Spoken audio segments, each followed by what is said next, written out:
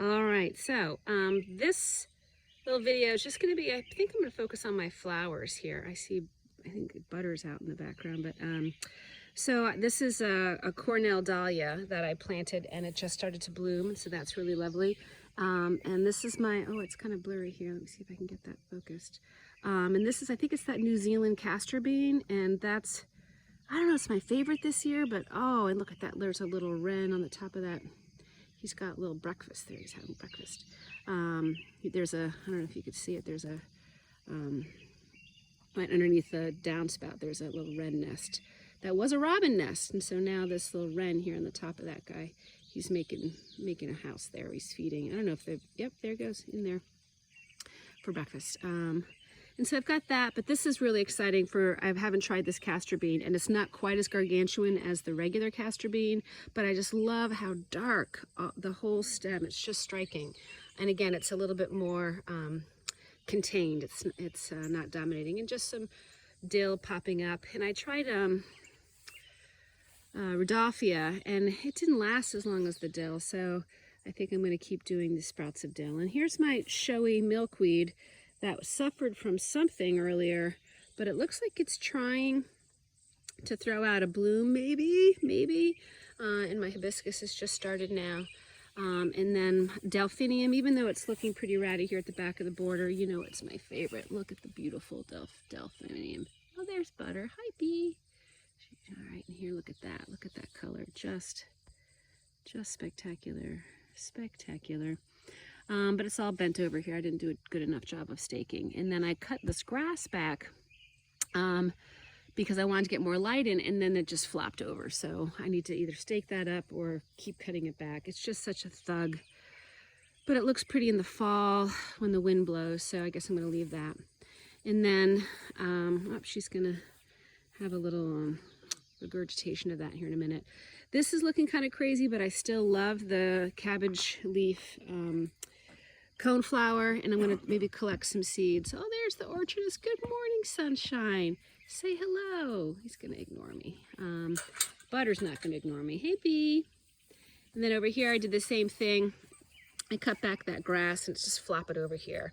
But this is my Bishop Landoff. I grow primarily for the foliage. I'm going to get, I think it's called Gordon Howard or something, which is next year too, which has the yellow bloom. But it's more of a chrysanthemum type bloom.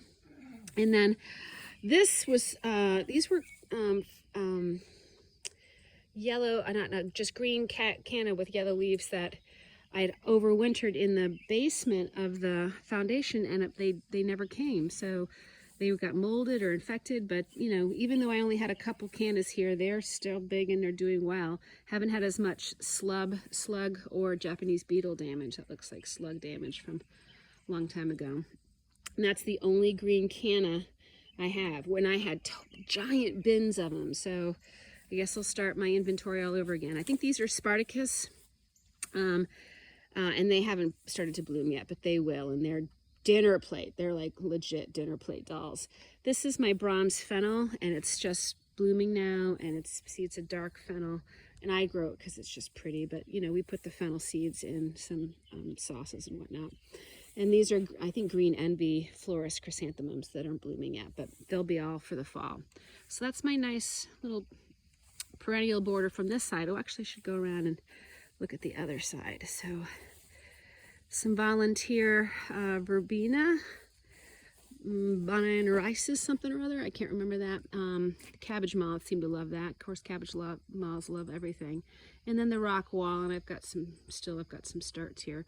That alyssum looks great on the rock wall this time of day.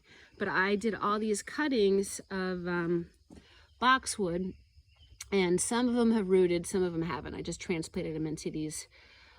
They were just in little cell packs, but they're bigger now. And then the sweet potato vine turned out well. I don't know what eats the sweet potato vine, but I guess we're just going to have to live together.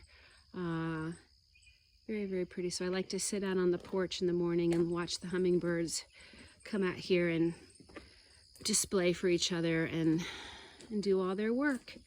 So that's the front, well, the little border garden, the wall garden, I guess I'll call it. the wall garden. And then I guess I'll finish up with this new bed here, which we had rabbits already and deer come in. So this is an electric fence, but we don't have it electrified. But it seems to be keeping them at bay. But they, we did see a rabbit come in here, and I'll show you the rabbit damage here. But I've got my little teepees of hyacinth bean, moonflower, and morning glory that match these teepees all the way down here. And so trying to maybe not distract our eye from all of the fencing, all the prison-like fencing. But this is the first year for this bed, and it's doing okay. The soil isn't that great. I mean, we put compost on, but it's pretty rough. But I like this planting. It's turned out really nicely. This cardoon, that's the spiky artichoke relative. And then that's a ornamental pepper, beautiful. I think it's black pearl. And then I think purple osman basil. But I need a flower in here. And so these are supposed to send out an artichoke-like flower, but they haven't yet. But I think I might repeat this next year and then plant in, I don't know, maybe something punchy, something yellow or orange to really create that drama. And then I've got the dahlia bed here, the next row, and you can see my bodacious, needs deadhead. The bodacious are over here. I discovered the bodacious in San Francisco. I went to they had a great dahlia garden. Here, let me just get on in here. You can see it close up. Oh, I gotta get myself over this fence. Ooh, don't fall. Shoot. Okay. But they're called bodacious. Oops, sorry. Look at that. That's why it's called bodacious, because that's bodacious. Is that in yeah, that's gorgeous. This guy's kind of done, but I've got more coming underneath here. And then the, I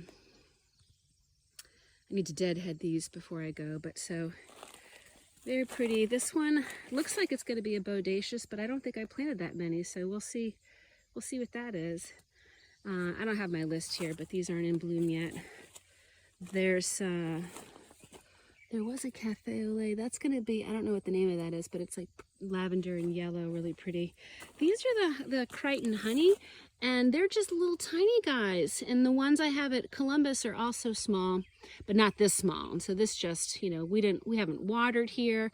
They've got very little soil help here, but when they bloom, they're beautiful. They're honey colored.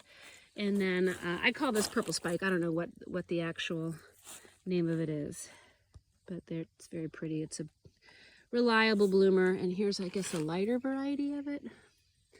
But I love that one. And so in a month, actually in about 3 weeks, these are going to be gigantic. Not gigantic in terms of size, but they'll be starting to really send out all of their blooms. And then my sunflowers, I keep needing to deadhead them, but now the goldfinch are, see there's like a seed head. The goldfinch will just sit on top of the seed head and have breakfast and lunch and dinner, and it's lovely to see. These are just my straw flowers I grow for drying, and then I let a bunch of lettuce grow to seed. These are the peppers and the eggplant that the rabbit has discovered, and you'll see over here how much he, like, look at that guy. Look how much he was like, jump, jump, jump, jump, jump, ate all of that. Those are, I think, are poblamos, and then I've got a bunch of eggplant over there. And so so this year, we've got this bed. Then next year, this square here that we've dug out, and there's cardboard under here, and he just put the sod upside down. This is going to be a bed that's about the same size as these beds over here. And then up there, and that's a big pile of soil. Up here is where the polytunnel is going to be, the hoop house. Let me get out of this fence. Oh, and so the hoop house is hopefully will be done this fall. So we'll see. You can see the kind of perimeter here. It's going to be 20 feet by 14 feet with gravel here opening and a retaining wall in the back so that we can have it a level hoop house. And so we've got all the stones here for the retaining wall, and it'll be east to west orientation. And then yesterday we transported the hoop house from its original location in Granville. So we bought used Hoophouse, and so we just have all the steel here waiting for it. So those are all the hoops, and that's called the wiggle wire goes in here in these tracks to hold down the plastic, and then the rest of the stuff. So hopefully, can't wait. I have streams, and so those are some of the top posts, and then here's all the. This is what's going to be hard, getting these guys in that soil. But we're going to get a bunch of new wood. Most of this wood is rotted, and they didn't have clear walls. They just had this ply wall up. So we're going to make sure we have clear walls and stuff. So that's exciting. That will be wonderful this winter. Like, I'm going to hang up lights, and I've got a little seating area in there so I can go and just have a lovely time. And so we'll do one more video, I think, today of the garden. So you can see the garden all over there. And then you see that little red hat. That's Craig walking around the garden. So this gives you a better feel of the whole layout. August 1st, 2021. Beautiful morning. So I'll just keep going around the 360. Beautiful trees, the morning sun, beehives.